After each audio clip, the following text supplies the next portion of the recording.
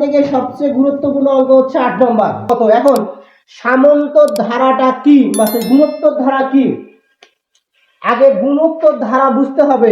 8 নম্বর অঙ্ক গুণোত্তর ধারা বুঝতে হবে। গুণোত্তর ধারা হচ্ছে গুণন, গুণোত্তর ধারা হচ্ছে গুণন। যেমন গুণোত্তর ধারা হিসেবে বলতে পারি আমরা কত, 8 কে 8 দুগুণ 16 দুগুণ 32 দুগুণ, এইটা হচ্ছে গুণোত্তর ধারা। এটা হচ্ছে কি? এখন গুণোত্তর ধারা তম পদ নির্ণয়ের সূত্র কি আর সমষ্টি নির্ণয়ের সূত্র কি? তম পদের সূত্র হচ্ছে a r to the power n minus 1, এটা হচ্ছে তম পদের সূত্র। এটা হচ্ছে কি সূত্র? তম পদ। আর হচ্ছে সমষ্টির সূত্র হচ্ছে এটা, সমষ্টি Sn, সমষ্টি সূত্র a 1 minus r to the power n 1 minus r, এটা একটা, আরেকটা আছে Sn তাহলে a into r to the power n minus 1, তাহলে হচ্ছে r মাইনাস 1। এই যে হচ্ছে সমষ্টি দুইটা সূত্র। কখন কোনটা প্রয়োগ হবে এটা পরে বলছি, যেহেতু আমাদের তম পদ বলছে এই জন্য হচ্ছে আমরা এই সূত্র দিয়ে কাজ করব হচ্ছে সামন্ত ধারার ক্ষেত্রে।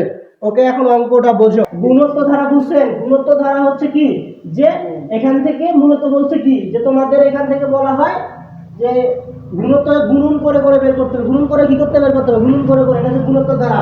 আর এখন দেখেন আমরা 8 নম্বর অঙ্কটা করব। তাহলে আচ্ছা, এই যে গুণোত্তর ধারা বলছে, এখানে কি a এর মান আর d r এর মান দেয়া আছে? সামন্ত ধারা হলো d এর মান আর গুণোত্তর হলো কি r।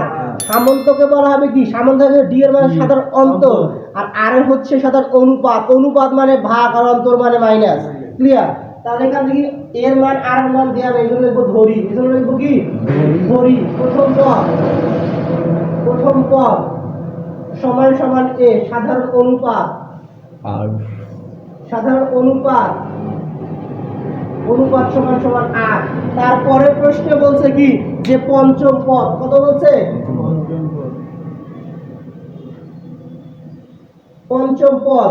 তাহলে সূত্র কি? গুণোত্তর তম পদ নির্ণয়ের সূত্র হচ্ছে a r to the power n minus 1 সমান সমান কত বলছে এখান থেকে?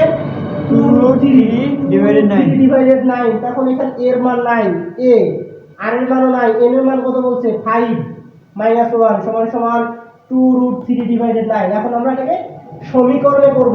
অতএব তাহলে হচ্ছে a r টু দি পাওয়ার 5 আছে, 5 থেকে 1 বাদ দিলে 4, তাহলে হচ্ছে 2√3 ডিভাইডেড 9, 1 নং সমীকরণ। 1 নং সমীকরণ।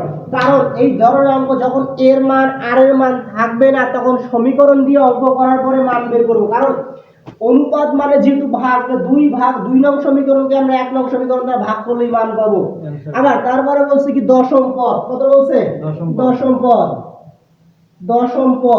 তাহলে সূত্র কি? তম পদ a r to the power n minus 1 সমান সমান কত বলছে? হচ্ছে 8√2 ডিভাইড হচ্ছে 81। তাহলে a এর মান নাই, r এর মান নাই, n এর মান 10 মাইনাস 1 সমান সমান 8√2 ডিভাইড 81। এখন এখান থেকে সমীকরণ করব। তাহলে a r টু দি পাওয়ার 10 থেকে এক বাদ দিলে 9 সমান সমান হচ্ছে 8√2 ডিভাইড হচ্ছে 81। এটা হচ্ছে 2 নং সমীকরণ। এটা হচ্ছে কি? 2 নং সমীকরণ।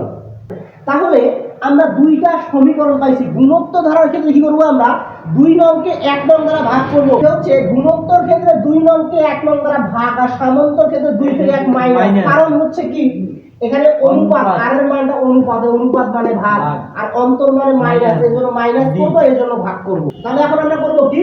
2 ভাগ 1 হতে পাই, 1 হতে পাই। তো 2 নং সমীকরণ কি ছিল? a r টু দি পাওয়ার 9। 1 নং সমীকরণ ছিল কি? a r টু দি পাওয়ার 4 সমান সমান ছিল এখানে হচ্ছে 8√3 ডিভাইডেড 81। আর 1 নং সমীকরণ ছিল হচ্ছে 2√3 ডিভাইডেড হচ্ছে 9। এখন a কাটা যাচ্ছে, 9টা আর থেকে 4টা আর বাদ দিলে r টু দি পাওয়ার হচ্ছে 5 মানে 5টা। এখন ভাগ উল্টে গেলে গুণন, 8√2 ডিভাইডেড 81 ভাগ উল্টে গেলে গুণন, তাহলে নিচেরটা যাবে উপরে, উপরেরটা আসবে নিচে।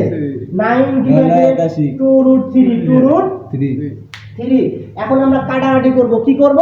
কাটাকাটি করব। কেমনে কাটাকাটি করব? কাটলে কত হচ্ছে? 9 কাটলে কত হচ্ছে? আর এখানে হচ্ছে 4।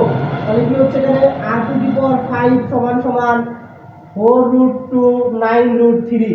এখন দেখো r টু দি পাওয়ার 5 সমান সমান √2 ডিভাইডেড √3 এর উপরে কি দেব? আমরা 5 দেব। তাহলে 5 দিলে, এখন 5 দিলাম যে কেন দিলাম, এই পাওয়ার মিলাইলে এই মানটা আসবে, কারণ এর হচ্ছে √2 এবং √2 এবং √5 এর উপরে 5 দিলে 4√2 আর 9√3 কেমনে আসবে, √2 এর উপরে 5 দিলে 5টা √2। এখন দেখো 1টা 2টা 3টা 4টা 5টা, 2টা রুট মিলে একটা পূর্ণ সংখ্যা, রুট মিলে একটা পূর্ণ সংখ্যা, তাহলে 2 আর এই √2 2 দুগুণ 4, তাহলে 4√2। যদি 3 ধরি আমরা, দুইতে কি হবে, এখানে 3 ধরলে 3 আর এখানে √3, তাহলে 3 3 কে তাহলে 9√3, দেখো তো চলে আসছে মানটা, তাহলে হচ্ছে মান চলে আসছে। তো এই জন্য আমরা এখানে 5 দিলাম।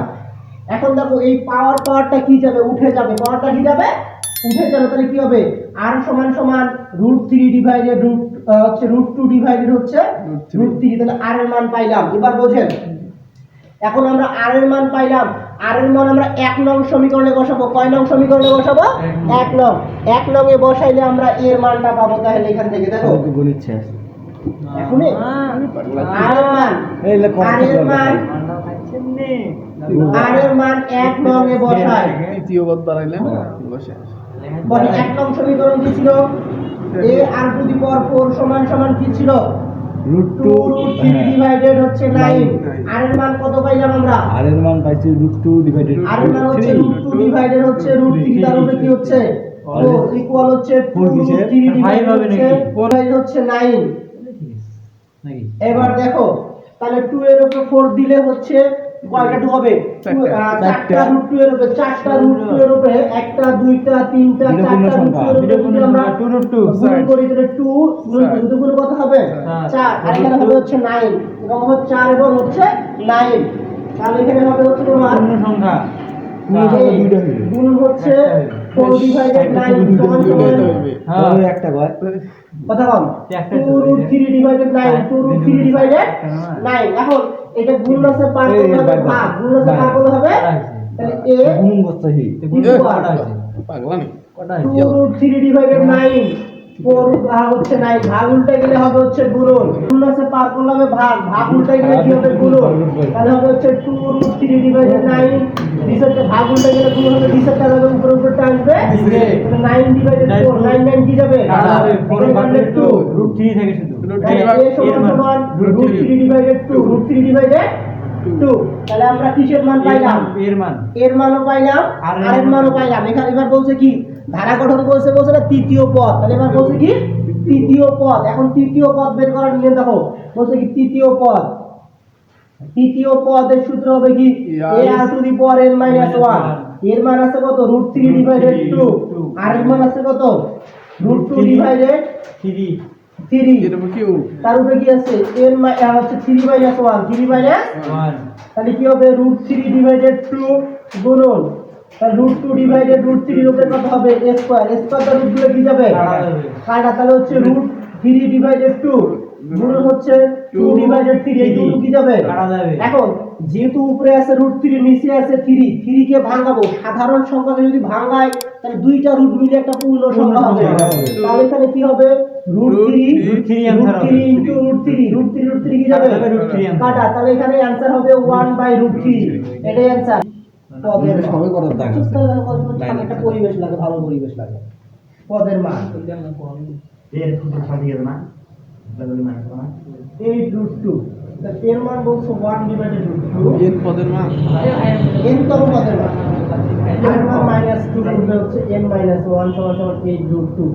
এই যে √2 হচ্ছে ভাগ আছে পার করলে হবে গুণন, তাহলে -√2 এর উপরে হচ্ছে n - 1 সমান 8√2 ইনটু √2, দুটো রুট মিলে একটা পূর্ণ সংখ্যা, -2 n - 1 সমান দুটো রুট মিলে একটা পূর্ণ সংখ্যা 8 ইনটু 2, তাহলে হচ্ছে -2 এর উপরে n - 1 সমান 8 × 16। এখন এখানে -2, তাহলে -2 এর উপরে হচ্ছে n - 1, এখানে -2 দিলাম, তার উপরে কত দিলে 16 হবে, সমান পার করলে কি প্লাস হবে না, আমরা এই 2 টা ভিত্তিতে কি যাবে উড়ে যাবে, তাহলে কি হবে n না তাহলে n - 1 সমান 8 প্লাস 1 পার করে মাইনাস হবে, n সমান হচ্ছে 8 প্লাস 1, তাহলে হচ্ছে n সমান 9, এই যে 9 তম পদের মান হচ্ছে 8/√2, এর आंसर। তাহলে এটা হচ্ছে প্রথম পদ, এটা দ্বিতীয় পদ। এখন ভাগ উল্টে গেলে কি হবে? গুণন হবে। মানে -1 1 গুণন √2 যাতে উপরে না আর নিচে 1 আসা না আসা সমান, তাহলে √2 সাথে 1 গুণ করলে -2 হবে না? জি। এখন n তম পদের মান a আর যদি পরে -1 সমান a √2 না, মান হবে জি। জি। এখন এই যে √2 ভাগ আছে পার করে কি হবে? গুণন। দুইটা √2 মিলে একটা পূর্ণ সংখ্যা 8 দুগুণ 16। এখন এখানেও -√2 এখানে -√2 হবে, 8 দিলে 16 কেমনে 16 হবে? মাইনাসের উপরে পাওয়ারটা যদি পাওয়ারটা জোর হয় তাহলে মাইনাসটা প্লাস হয়ে যাবে। প্লাস হয়ে যায়। এখন স্যার 8টা যদি আমরা 2 গুণ দিই 164 হয়ে যাবে বা না। কিন্তু এখানে দুইটার মানে মাইনাসটা আছে না, দেখো মাইনাসের হচ্ছে 2 -2 -2 -2 1 2 3 4 5 6 7 8 2 2 2 2 দুগুণ 4 দুগুণ 8 দুগুণ 16 লিখেছে। আর পাওয়ারটা মাইনাসটা প্লাস হয়ে যাবে পাওয়ারের কারণে। এখন এই -2 কি যাবে? উঠে যাবে। এখন এই -1 পার করে +1 8 আর 1 করে 9। এটাই answer।